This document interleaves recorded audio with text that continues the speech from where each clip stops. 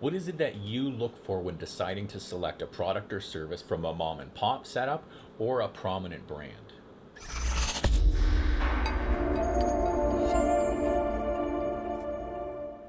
Hi everyone, I'm Garrett Verbakel from Century 21 Heritage House in Kitchener. On a recent trip to Cape Cod and my first international trip as a realtor, I really started paying attention to how things were being done there. Kind of like when you buy a new car and then you start seeing it everywhere, you don't really notice it until you're a part of it.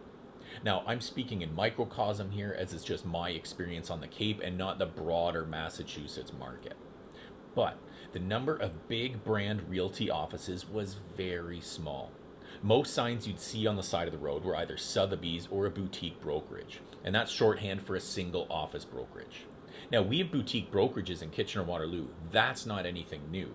It's the frequency that was surprising to me. But it could be because it's all being seen through the eyes of an outsider.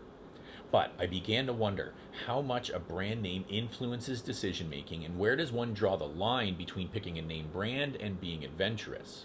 Personally, it's down to the dollar amount. I'm a I know what I like and I like what I know kind of guy, and don't venture too far when it comes to trying a new snack or a regular restaurant.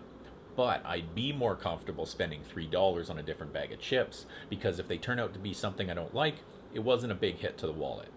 But if my options are to have a computer assembled by a guy I found on Kijiji or a new Apple, I'm going to go with the Apple. I know how it works, I like how it works, and that's valuable to me. So when I look at the real estate market, I wonder the same thing. The whole reason that Century 21 was one of the first real estate franchises in Canada is because our founder wanted to ensure the same great service across the country. And that's the draw of franchises. You know what to expect when it comes to a particular brand. The Big Mac I had in Tokyo, Japan tasted just like the ones that I have here in Ontario. So when I come to town for the first time, not having spoken to anyone, who am I likely to speak with to buy a house? John Smith Realty or Sotheby's? Likely Sotheby's. While not having had experiences with either of them, I have a general expectation of what I'm going to get with Sotheby's. The one-off brokerage is in an unknown quantity, and I have little way to distinguish it amongst the 6 other one-off brokerages. And that's why I enjoy working for a major real estate brand. With so many agents in Canada and the world at large, we do have a lot of pull. I've received calls from recent immigrants that called us first because they're familiar with our brand in their home country. I also am confident referring clients to other C21 agents across the province, country, and world, because I know they'll be taken care of the same way they would be here in Kitchener-Waterloo. So I'd like to hear what you think. What is your personal policy when it comes to picking a name brand or trying a no name? Do you have a policy at all, or just call them as you see them? It just really got me thinking.